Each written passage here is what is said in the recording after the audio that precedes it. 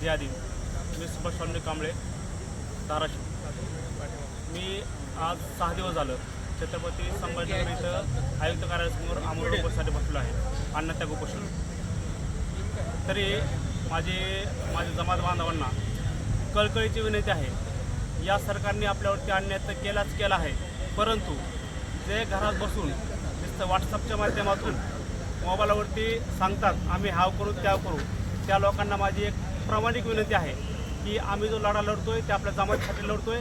त्यासाठी सर्वांनी आपापल्या तालुका लेवलला म्हणा किंवा जिल्हा लेवलला एक आमच्या आंदोलनाला उपोषणाला एक जाहीर पाठिंबा म्हणून येणाऱ्या 2-4 दिवसामध्ये सोमवार किंवा मंगळवार म्हणा तुम्ही आपल्या कलेक्टरला निवेदन देऊन रस्ता रोको आंदोलन किंवा अन्य काही आंदोलन तुमच्याकडे होत असेल तर ते करावेत ही नम्र विनंती करतो.